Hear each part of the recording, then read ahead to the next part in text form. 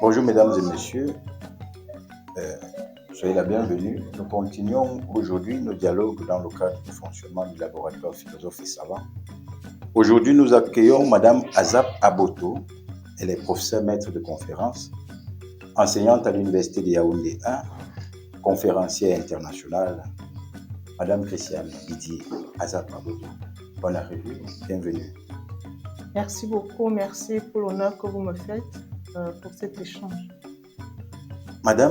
Avec Madame Didier Christiane Azap Aboto, professeure d'université, nous allons discuter sur la question du contrat social. Professeur, aujourd'hui, il y a des questions qui se posent autour des libertés fondamentales et de l'intervention de l'État. On se pose la question de savoir, est-ce que l'idée de contrat social qui était posée par les anciens est dépassée? Pour commencer, professeur, situez-nous, c'est quoi le contrat social? Il faut savoir que le contrat social est une théorie qui a été développée dans la philosophie politique dans un courant qui a été appelé le contractualisme.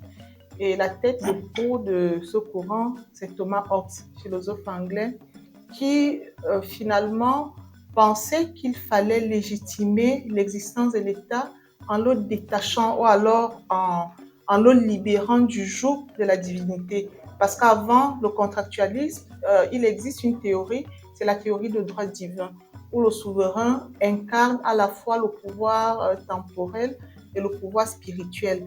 Mais il était question après la Renaissance, c'est-à-dire après le XVIe siècle, il était question de redonner à l'homme la hardiesse d'un raisonnement ou alors d'une liberté, d'une autonomie qui pouvait lui permettre de construire une existence fondée sur sa raison. C'est de cette raison qu'il tire son autonomie. C'est donc la thèse que développent les contractualistes pour légitimer l'existence des individus dans la société fondée sur un contrat qu'ils se sont donné pour expliquer l'harmonie sociale. Il était question pour ces individus de brider, si vous voulez, de museler leur liberté naturelle et de la soumettre à l'autorité d'un souverain. Et c'est ça la naissance de l'État moderne, à partir du XVIIe siècle. Et à partir de ce moment, l'État devient le régulateur de l'ordre social, il devient le régulateur de l'ordre sécuritaire. Et quand on rentre chez les contractualistes, vous verrez qu'il y a quelques nuances. Par exemple, chez Thomas Hobbes, la logique de l'État est fondée sur la sécurité. Chez Rousseau, c'est une démocratie populaire où le pouvoir souverain doit être légitimement placé entre les mains du peuple. Mais ces nuances, finalement, de manière globale, à la réflexion, montrent que tous les contractualistes ont une idée, ils ont une volonté, ils ont un projet, c'est celui de minorer les violences conatusiennes parce que les individus se définissent d'abord par les désirs, par les passions, par une violence naturelle que l'État arrive à réguler et à maîtriser. C'est ça l'existence ou alors le fondement du contrat social. Merci professeur. Cette pensée nous amène justement à nous interroger avec l'ensemble des penseurs de la société libérale et marchande qui ont cherché à montrer en quoi elle était rationnelle et conforme. Vous avez signalé le rapport entre les individus et l'État. Certains ont même ajouté que cette société pouvait être juste. Or, en lisant certaines de vos analyses, on se rend compte qu'il y a un problème et certainement l'impression qu'il y aurait, vous avez parlé de conatus, un atavisme de la situation qui amène Thomas Hobbes à penser le pouvoir fort. Il faut qu'on se comprenne.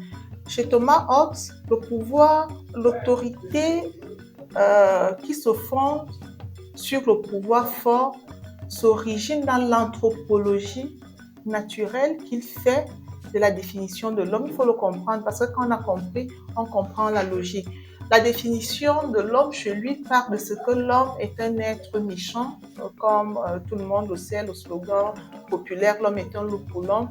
C'est à partir de ce slogan qu'il pense son état. Et donc, ici, l'état apparaît, sous ce prisme-là, l'état fort apparaît comme la conséquence logique d'une anthropologie politique. C'est-à-dire que la méchanceté de l'homme produit la force de l'État. Et malheureusement, c'est bien que vous parliez d'atavisme, même si ça nous renvoie à la biologie naturelle. Aujourd'hui, on peut observer qu'il y a des relents de cette autorité de l'État, de cette puissance de l'État. Mais finalement, est-ce que véritablement nous nous situons dans la forme classique? C'est la question qu'il faut se poser de l'autoritarisme classique.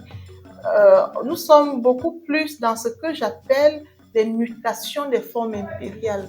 Qu'est-ce que je veux dire? Ce que je veux dire, c'est que de manière classique, l'autorité visait à conquérir les espaces.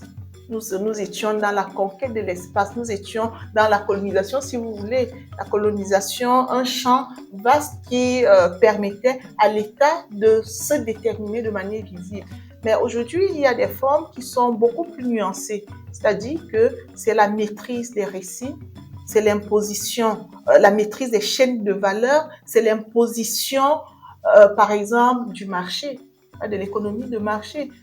Il y a comme un déplacement de sens pour une puissance, mais en même temps, il y a comme une minoration des libertés dans un monde pourtant dit moderne où les libertés des individus tendraient à se manifester beaucoup plus. C'est ça la nuance qu'il faut relever.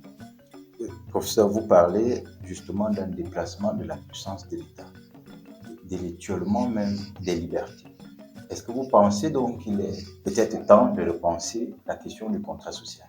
Absolument, absolument. C'est d'ailleurs la thèse que je défends depuis près de 6 ans maintenant.